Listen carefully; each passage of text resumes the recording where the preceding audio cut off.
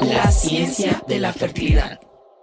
Hola, muchas gracias por acompañarnos a un nuevo capítulo de su podcast Ciencia de la Fertilidad. Yo soy la doctora Mónica Olavarría y en nombre de mi compañero el doctor Alejandro Sánchez les damos la bienvenida a un capítulo que habíamos esperado desde hace mucho tiempo. El día de hoy tenemos un invitado súper especial porque todos estas temporadas hemos estado hablando como de toda la reproducción y como que de repente siento que nos recargamos un montón en la parte de la reproducción femenina. Y el día de hoy tenemos a un doctor que es especialista en andrología, es urólogo, es decir, que estudia prácticamente todo el aparato reproductor de los hombres y además es andrólogo, o sea, que se encarga de ver las hormonas de los hombres. Es el doctor Pedro Rodríguez. Y él trabaja para Procrea y estoy muy contenta de tenerte aquí. Muchas gracias por acompañarnos. Muchas gracias, Moni, por la invitación, de verdad. Voy a aplicar la de Alejandro Sánchez y voy a decir, sabemos que es muy difícil que hagan un tiempo en sus agendas, que está muy lejos y que nos regalen aunque sea unos 20 minutitos de tiempo. Encantados. Muchas gracias. Y le contaba atrás de escena a Pedro que yo quería hacer este podcast como lo que siempre he querido preguntar, pero nunca he tenido la oportunidad de hacerlo, ¿no? Y vamos a hablar de una parte que es como muy sensible porque creo que no sé en qué momento es más fácil pensar que cuando las mujeres tenemos tantos factores en las que nos puede producir la infertilidad, que si el factor tuboperitoneal, que si el factor uterino, que si el factor ovárico, y se nos olvida de repente pues el factor masculino, ¿no? Entonces, en México, común, no común. ¿Qué? ¿Valorar el factor masculino? Pues, o valorarlo no creo, pero, o sea, no. ¿Qué tan común es como en el mexicano el factor masculino? Es importante. No, estadísticas, o sea, mundiales, más o menos 30% factor masculino solito tiene que ver con la infertilidad en pareja. Cuando hay conjunto de los dos, más o menos mitad y mitad. En el INEGI, acá salió hace poquito información que la gente que está con infertilidad pareja es más o menos el 25% de la población en México. Y hay un 40% que se le carga al hombre, o sea que es por factor masculino. Okay. Pero como tú dices, o sea, lo sabemos, pero no lo revisamos, ¿no? Sí, no, es el último factor, ¿no? O sea, ya cuando fallaron tratamientos. Tenemos esta idea de que yo siempre les critico a todos de un espermatozoide y con eso ya estamos. Y siempre, también un óvulo. Sí, pero yo lo que critico es, llega la mujer y tú sabes. Ajá. Histeroscopía, histerosalpingografía, hormonas, esto, lo otro, cultivos. Y el hombre un seminograma y con eso está. Y hay que estudiarlo igual porque al fin y al cabo reproductivamente tenemos la misma función. Somos iguales hormonalmente y tenemos un órgano blanco que va a producir una célula reproductiva. Entonces yo siempre peleo que hay que estudiarnos igual, ¿no? O sea, darle la misma importancia a los dos factores.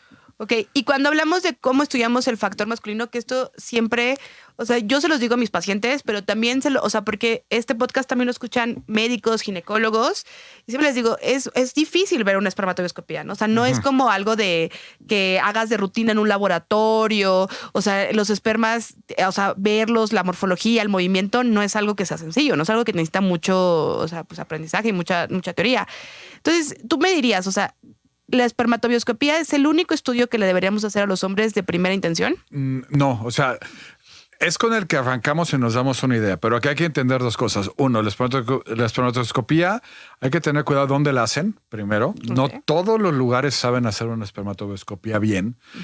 Y dos, nunca nos podemos quedar con un solo resultado de espermatobioscopía. Okay. O sea, yo tengo un montón de pacientes que me los mandan preocupadísimos por oligos, astenos, y no les han hecho un segundo estudio. Y ya que los interrogas y ves que pudieron haber habido problemas al dejar la muestra en el manejo del laboratorio, muchas cosas que se relacionan en eso, haces una segunda. Y si esa segunda te sale igualita, pues entonces ya tienes un diagnóstico seminal, ¿no? Ok. Pero si te puede salir completamente diferente. Yo he tenido pacientes que me han llegado casi en azospermia y me cuentan que la muestra les fue muy mal, que se les cayó la mitad de la muestra, que se habían desvelado. Se la repetimos y me salen normos. Ok, no, la verdad, eso yo no lo hago. Y esos son dos protocolos completamente distintos. Totalmente, sí. Entonces, como yo he tenido pacientes que, o sea, de un lado tengo que casi decirles que no hay nada que hacer y la otra muestra sale normal. Repito una tercera y veo dónde estamos, ¿no? Claro. Y de ahí establecer el plan ya después de que sigue. Ok, eso es súper interesante porque la verdad creo que por lo menos de nuestro lado, o sea, como biólogos, de repente vemos una muestra alterada y ya no la repetimos, ¿eh? O sea, asumimos que sí está alterada y o empezamos tratamiento o mandamos con Pedro, ¿no? Sí, o sea, pero... Siempre repetirlo. O sea, si sale normo, déjala, no hay problema. Ajá. Pero si sale con una alteración importante, Ajá. mejor repítela en un lapso de unos 15, de 2, 3, 4 semanas. Ok. Y así ya, si la muestra vuelve a salir completamente igual, entonces ya, ahora sí ya tenemos una imagen en 2 momentos diferentes. Porque aparte las muestras de semen, y lo sabemos, pues cambian muchísimo de un cada momento a 90 otro. días, No, y cambian de una hora a otra. O sea, yo tengo Ok. pacientes que los vamos a meter in vitro y la muestra que nos dan la primera es muy mala, los traigo a las 2 horas y la muestra cambió completamente. O sea, mejoró. ajá. Por Ok. mejora motilidad. O sea, hasta esos cambios pueden haber. Ok. Entonces, espermatobioscopía inicial, una, y si está alterada, repetimos. 3, 4 semanas después. Si sale alterada, entonces yo sí recomiendo ahí sí ya el paso al andrólogo para ver cuál es el protocolo a seguir. Ok. De primera intención, en la población mexicana, ¿tú recomendarías que pidiéramos laboratorios tipo biometría hemática, química sanguínea, perfiles tiroideos en hombres? En hombres yo siempre les pido, o sea, biometría hemática, química sanguínea, perfil tiroidea, por lo menos TSH. Ok. Lo que se recomienda por todas las guías internacionales en el hombre, que ya tengo las 2 muestras y ya tengo el diagnóstico de infertilidad, hormonalmente nada más les pedimos de entrada testosterona y FSH. Es lo Ok. que está recomendado. Ok. Nosotros nos extendemos tanto en Peri como en Procrea, nos extendemos, les pido, o sea, FSH, testos, les pido LH, prolactina, estradiol y perfil tiroideo. Perfecto. Porque lo que te dicen es, y entonces si sale la testosterona elevada, entonces ya pídele todo lo demás. Entonces, nosotros le pedimos todo el protocolo, pero por guías es con FSH y testosterona. Ok. Entonces, pero a todos, o sea, no sabes si es normo, si nada, lo pedimos A todos. de inicio. Ok, o sea, va, todos los que va. ya llegaron ya tienen un diagnóstico de alteración seminal en las muestras, pues hay que empezar a hacer el protocolo hormonal. Va, ok. Entonces ahí vamos estableciendo, ¿no? O sea, no solo la espermatobioscopía, sino la caja, ¿no? También, o sea, cómo está, si triglicéridos, si glucosa. Exacto. Y la parte metabólica es bien importante. Hay gente que no cree y hay gente que no le da tanta importancia, pero estamos en México y los porcentajes que nosotros tenemos de obesidad, diabético, resistencia a la insulina es enorme y eso tiene una repercusión hacia la muestra. Ok, entonces vamos, o sea, me gustaría como establecer los parámetros. Entonces, vamos a hacer espermatobioscopía. Sí tenemos que estudiarlos metabólicamente, porque además, teóricamente, el 70% de la población tiene sobrepeso o obesidad. Entonces, alias va a jalar cosas metabólicas. Ahora, si yo te preguntara cuál es el factor como que tú dices más, híjole, en los mexicanos se repite un montón. Cada vez que lo veo que es obeso, cada vez que veo triglicéridos altos, cada vez que veo que es diabético, o hay algo que digas, este es el factor que más hace que las muestras estén alteradas. O sea, en la población general, te digo, y vemos completamente diferente la población, mucha que vemos en perinatología, por ejemplo, que la que se ve en medicina privada, pero te puedo decir que en población general la obesidad y la resistencia a la insulina está a todo lo que da. Sí. Y siento que sí es uno de los factores más importantes, porque eso me puede producir la baja de testosterona y todo lo demás. Okay. Hay otro factor que es bien importante en México que también hay que estudiar, que es la parte de las infecciones, como que nunca les hacemos caso. Ok. Y son pacientes, siempre hay que hacerles espermocultivo, porque muchos traen bacterias en el problema que tienen los hombres es que podemos ser muy fácilmente colonizados por bacterias, pero no tenemos síntomas. Ok. Entonces son pacientes que pueden pasar sin saber y traen enterococos, Escherichia coli y todo lo demás que te puedas imaginar. No quiero saber. Pero no están sintomáticos. Entonces, pues no se revisan. Y eso sí me puede impactar también en la muestra. pHs elevados, ¿no? Me imagino. Varía por lo regular. Hay veces que los cultivos salen negativos. Lo que nos basamos en la EBD es pH, que puede estar elevado, y la presencia de las células blancas, ¿no? Leucos, eritros, que no debe haber presencia en la muestra de semen, pero a veces sí las tenemos. Oye, fíjate que esto justo de todo lo que hay alrededor de las células, de no solo ver los espermas, sino también ver las células, se me hace súper interesante, ¿no? O sea, de que si se aglutinan, que si se pegan todos chiquitos y se hacen chiquitos, o que si tienen muchos leucos, muchas células inmaduras. Y me pasó justo que unos pacientes, por supuesto que siempre les digo, por favor, háganlo en alguna clínica de fertilidad, no necesariamente aquí, sino en donde le quede cerca del trabajo, pero no lo hagan en laboratorios generales, porque alguien que a lo mejor es laboratorista y domina perfecto la sangre, no va a dominar perfecto los espermas porque no lo hacen, ¿no? Exacto.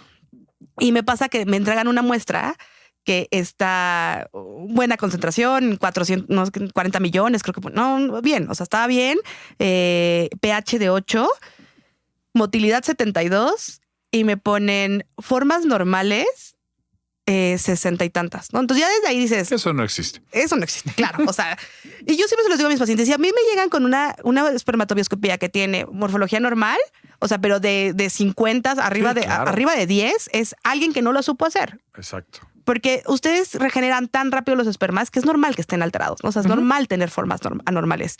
Y luego abajo ponen con células inmaduras. Y dije, no, pues ya algo me salió mal, ¿no? O sea, no puedes ser acá don Juan Camaney con células inmaduras, ¿no? Eso de las células inmaduras es bien interesante porque te reportan células inmaduras, pero las células inmaduras se parecen mucho a los leucos. Ok. Entonces, muchas veces hay que tomar eso en cuenta. Ajá. Si te reportan que no hay leucos, pero sí hay células inmaduras, está bien, pero pueden ser que sean leucos y al revés. Ok. Entonces hay que valorar, te digo, en el EBD para ver infección tienes que valorar el color, número uno, el pH, qué tan viscoso está, cómo es la licuefacción y esta parte de la celularidad. Ok. O sea, ya, sí, justo, ¿no? Todo lo que hay afuera de no nada más los espermas. Sí, fuera ya de cómo se mueven y la forma y todo. Sí. Y esta es una pregunta que siempre... como que en biología, o sea, como de este lado de la clínica, siempre te lo explican, ves todos los artículos y dices, sí, me queda muy claro. Pero cuando les explicamos a los pacientes cuál es lo mejor, o sea, porque cuando lo trasladas, esta pregunta que te voy a hacer, cuando la trasladas a la práctica clínica, siempre hay doctores que dicen, ten relaciones un día sí y un día no. Ok. Ajá. O todos los días, o todo lo que puedas, ¿no?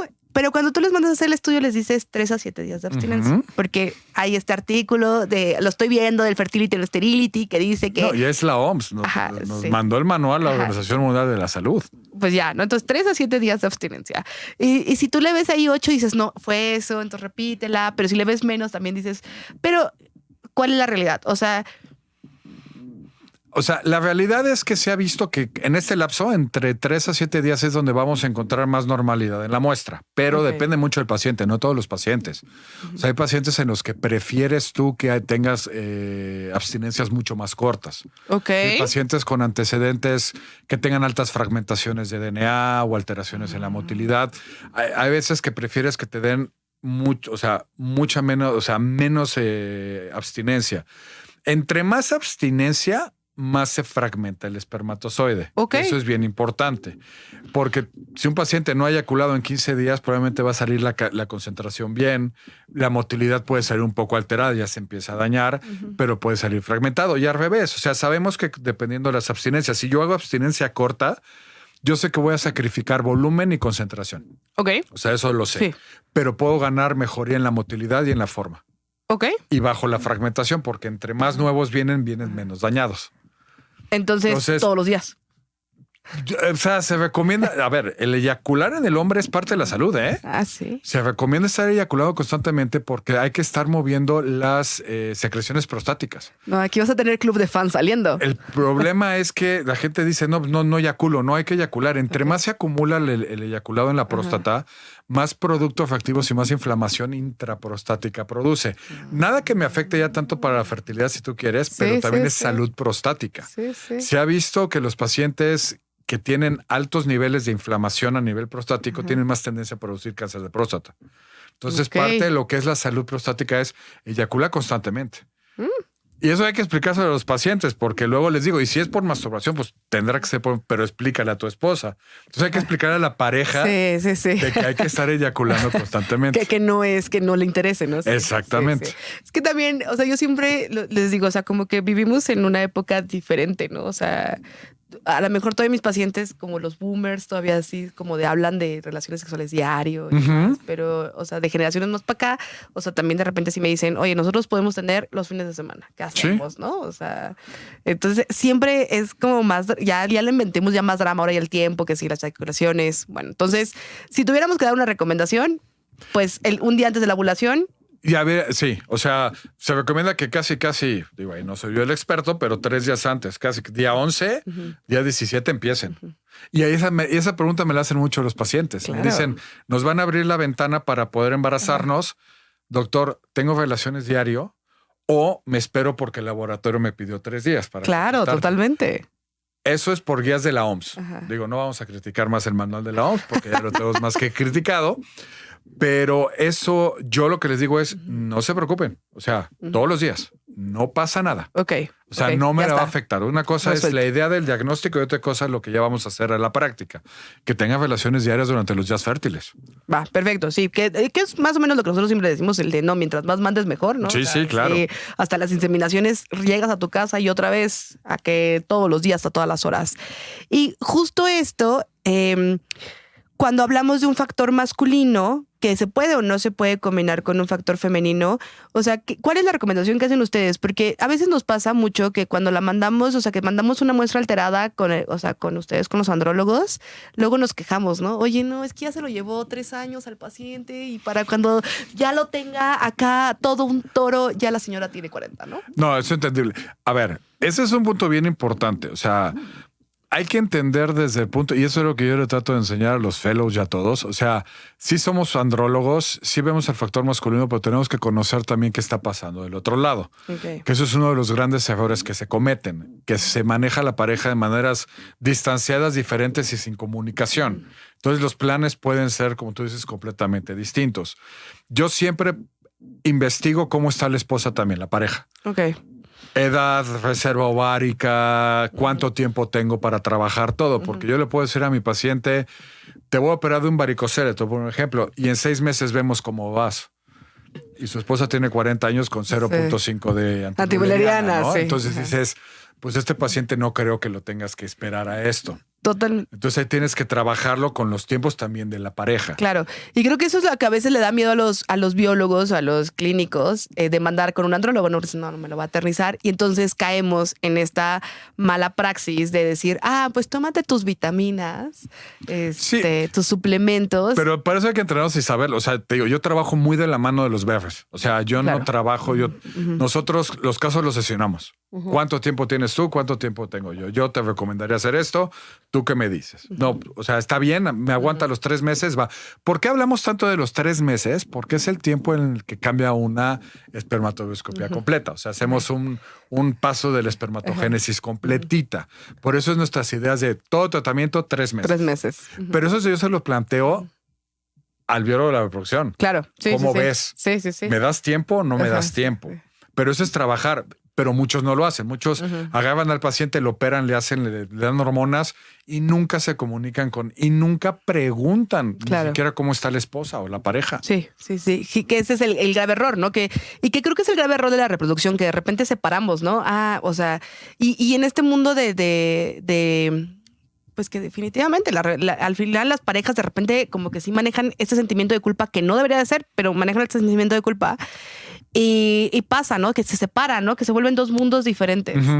Y también pasa mucho que de repente hay mucha gente que no le da la importancia que tiene el factor masculino, ¿no? O sea, de que ves que ya fueron a lo mejor a otro lugar y el esposo tiene teratosospermia, es decir, que las formas están anormales y todo lo recargan de este lado, ¿no? O sea, y pasa que tienen embriones bloqueados, ¿no? Y dicen, es que es mala calidad ovocitaria. Pues yo creo que también había mala calidad espermática, ¿no? Si no... A ver, es de 2. Claro, totalmente. Y entonces acaba mi siguiente pregunta, o sea, cuando hablamos de un factor masculino, ya sea que sea solo el factor masculino, o sea, que la mujer esté bien, que no tenga alguna alteración, ¿qué hay con esto? O sea, el ICSI, las técnicas de reproducción más avanzadas, o sea, ¿realmente van a resolver todos así? O sea, es una gran herramienta que tenemos. Nosotros, a ver, nuestra visión como Andor es tratar de hacer las cosas más naturales, que a veces no les gusta porque en muchos lugares tú sabes que es directamente vámonos al in vitro. Al in vitro, exacto. Nosotros, o sea, yo sí, nuestra postura es vamos a tratar de hacer todo y parte de lo que tenemos que hacer como andrólogos es hacer todo para que se embaracen de manera espontánea. Pero también hay que entender y identificar bien los casos que no vamos a lograrlo. Ok. Para no perdernos, ¿no? O sea, si tú tienes un paciente, un ejemplo que te da con oligo severa, pues tú sabes que por más que le hagas, no lo vas a llevar a una normosospermia y no se van a embarazar espontáneo. Claro. O sea, es como plantear ahí la idea de lo tengo que preparar, pero va a ir a un tratamiento in vitro. Okay. Y eso te lo da la experiencia, ¿eh? Sí. Porque ya trabajando completamente. O sea, saber qué caso va a acabar en un in vitro. O sea, ¿cuál sí lo tienes que preparar directo al in vitro, ¿no? Sí, o sea, ya directo tú no hay forma, no te voy a dar falsas esperanzas, no te voy a decir nada y vemos si no qué es lo que tenemos que hacer. Ok. Y, o sea, pero sí creo, o sea, yo siempre digo, o sea, no creo que sea, porque cuando lo pasan directo al in vitro, como que se les olvida suplementarlos y tratarles y curarlos, ¿no? Entonces. Es que aquí yo siempre les pido el in vitro tiempo. O sea, pero que es trabajar de la mano. Claro. O sea, si por el factor femenino tenemos tiempo, dame 3 meses.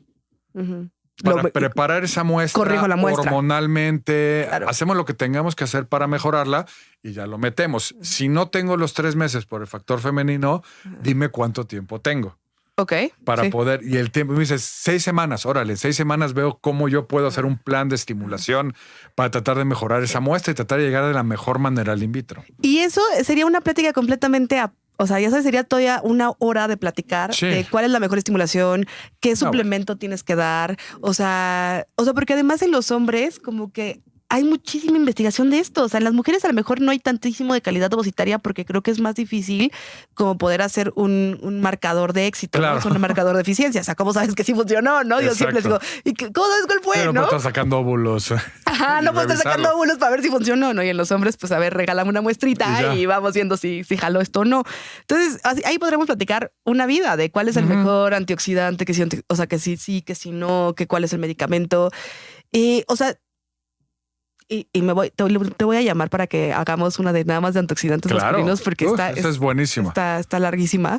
Pero ¿qué dirías? O sea, ácido fólico, ¿no? Ya. Ácido fólico, depende. Es que, y aparte hay que individualizar porque tenemos este uso de antioxidantes y multivitamínicos descontrolado que también hay. Porque desde que los dan y desde que salen y todo el mundo ya está haciendo sus productos. Claro. Hay que entender que el hombre también necesita cierta cantidad de oxidación para que el espermatozoide funcione bien. O sea, sí podríamos arruinarlos. Claro. Okay. O sea, si les damos a un paciente que no requiere antioxidantes y multivitamínicos de más, lo podemos afectar. Okay. Porque vamos a bajar todo lo que necesita para madurar el espermatozoide. Entonces es un equilibrio que tenemos que saber aquí en sí. Y aparte en el hombre hay que entender, hay que investigar muy bien de dónde viene ese daño o dónde está el daño, porque dependiendo de dónde venga es también el antioxidante o lo que tienes que utilizar. No es lo mismo un paciente que el daño es del testículo, por ejemplo, una quimioterapia, una radioterapia. Es completamente diferente a un paciente que, por ejemplo, tenga una epididimitis infecciosa. Ok. No los vas a tratar igual. No va a ser el mismo tratamiento. A uno le tienes que dar ciertas cosas, a otros ciertas cosas. Eso es súper importante porque de repente la receta de cocina es una receta de cocina. Y entonces, ¿cómo sabes y además la das? Y esto lo hacemos, estoy segura, o sea, bueno, yo ya, o sea, nosotros hemos intentado cambiar un poco, pero, o sea, de rutina hacíamos eso, ¿no? Factor masculino, le dabas una receta de cocina, le decías, en 3 meses vénganse directo al in vitro.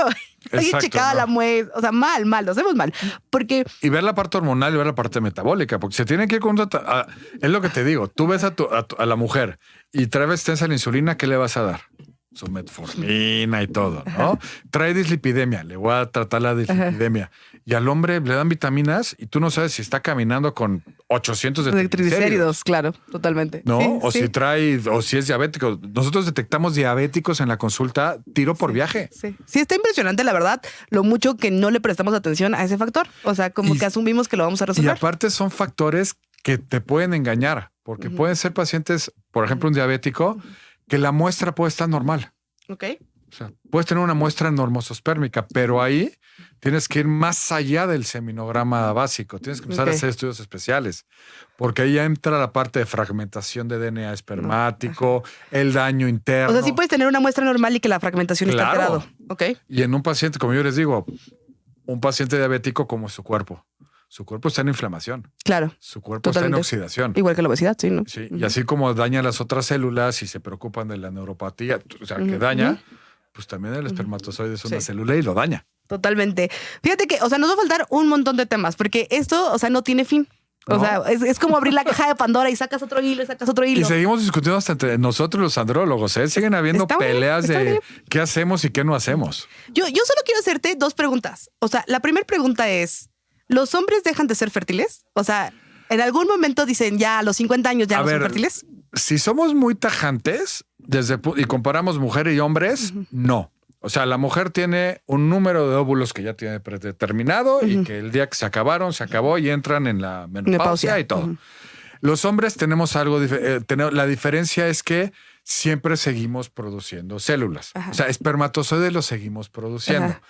Pero también vamos a entrar a lo que mal llamado es la andropausia. Ok, ¿sí? O sea, todos vamos a llegar ahí. A partir de los 40 años la testosterona empieza a caer. Ok. Y eso es fisiológico. A unos más, a otros menos. La testosterona, desde el punto de vista reproductivo, una de sus grandes funciones es madurar espermatozoides. Ayudar en la fase espermogénesis para tener un espermatozoide bonito. Si la testosterona empieza a caer, aunque yo siga produciendo, estoy empezando esta fase para ponerlos bonitos y hacerlo bien el espermatozoide, empieza a caer, empieza a bajar. Entonces sí tengo espermatozoides, pero la calidad, o sea, ya no es la misma calidad. Y entonces tienen pocas probabilidades de embarazar. Que es muy parecido a ustedes. O sea, no es lo mismo un óvulo de los 25 que de los 45, ¿no? O sea, la calidad cambia completamente. Totalmente. Estoy de acuerdo. Y aquí es igual. Es la edad. Pero eso es importante porque de repente es como es que él va a tener oportunidad. Pues no, tampoco. Sí la va a tener, pero vamos a tener que trabajar mucho para poner en forma esa muestra. Totalmente. Estoy totalmente de acuerdo. Y Pedro, me quedan 7,000 dudas todavía de lo que quisiera preguntar. Pero la verdad es que quiero volverte a invitar para que hablemos ya nada más de antioxidantes, porque ese es un drama, porque te lo preguntan un montón y en internet hay un montón de cosas y la verdad es que sí lo hacemos mal porque tú lo sueltas y no sabes ni siquiera. Y hay otro, o sea, gonadotrofinas no tanto, pero yo he visto el uso de, por ejemplo, moduladores selectivos de la recaptura, o sea, el clomifeno. Muchos se los dan como si fuera receta de cocina. Sin hacerles un solo perfil hormonal. Sí, te creo. Sí somos capaces. Sí te creo, sí somos capaces. No, yo llego, pues, es que el ginecólogo me lo dio y se lo dio a mi marido también. Y yo así de, bueno, está bien. No puedo con nosotros mismos. Pero, oye, Pedro, esta es una pregunta que le hago a todos los que vienen en este podcast, ¿ok? Y es, ¿tú cómo ves la reproducción en México, el futuro de la reproducción en México? Yo creo que estamos muy bien, ¿eh? O sea, de verdad, desde el punto de vista de que tengo los dos mundos, ¿no? Desde el punto de vista, estamos en el único hospital que tiene reproducción desde el punto de vista público, que es Perinato, y que ahí lo que nos dedicamos mucho es a la formación, ¿no? Claro. Creo que desde ahí es la base y creo que estamos bien. Y luego ya trabajando afuera, conociéndolos ustedes, sí, yo en Procrea, pero conozco a todos. Creo que no estamos haciendo nada mal las cosas. O sea, esta idea, y yo lo veo mucho con los pacientes, que nos vamos a ir a Nueva York y nos vamos. Y te encuentras unos errores en Nueva York, en Houston, que dices, esto no lo hacemos aquí. El otro día, como ejemplo, unos pacientes que están en Nueva York me mandan una EBD de un centro allá y les dicen que tienen que ir in vitro a fuerza, ¿no? Muy preocupados los pacientes, me mandan la EBD y sí, el problema, su EBD estaba normosospérmico. El problema es que ellos seguían manejando los criterios de 1991. No. Entonces tenía morfología de 7, motilidad de 40 y concentración de 28. Y le dijeron que estaba mal y que tenía que ir in vitro. Y lo primero que les dije es que lean estos y ve dónde estás. Me dijo, no es que estamos normales. Dije, el problema es que ellos están utilizando malas cosas. Totalmente. Y estás hablando de Estados Unidos. Sí. Entonces creo que estamos muy bien. O sea, creo que vamos por muy buen camino, ¿eh? Tanto de la parte clínica como en laboratorio, ¿eh? Sí, pues sí. La verdad es que todos han determinado eso. O sea, la gran mayoría de los que invitamos siempre dicen, vamos por el buen camino. Y aquí siempre saco mi misma frase y que es, lo que nos falta es publicarlo, ¿sabes? O sea, empezar a decir, miren lo que hacemos, voltenos a ver, México lo está haciendo bien, estamos avanzando bien rápido. Y desde el punto de vista de Andro, que ahí sí me voy muy de mi lado, te digo que vamos mejorando muy, o sea, estamos entrando como por fin en una etapa no dorada, pero creo que cada vez estamos formando más.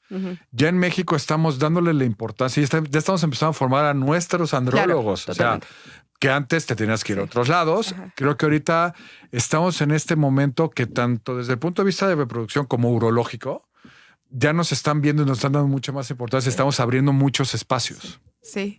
Y al final, lo que yo siempre les quiero recomendar es, por más ginecología, por más biología de la reproducción que hayamos estudiado, siempre apoyarnos de un andrólogo. O sea, hay un montón de cosas que no sabemos. O sea, hay un montón de cosas que además no está en nuestro día a día estudiarlo porque estudiamos del lado contrario, estudiamos a la mujer. Entonces, siempre tener un andrólogo de confianza. Pedro, por favor.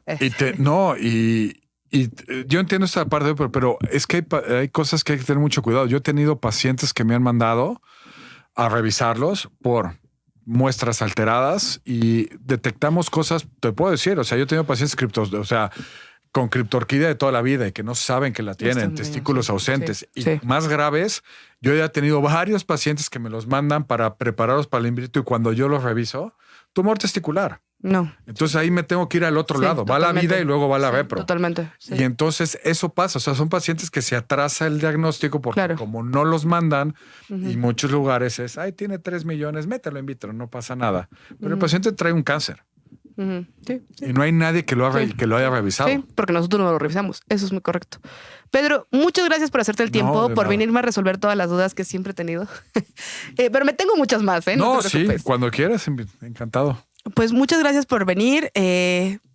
A todos, muchas gracias por seguirnos escuchando.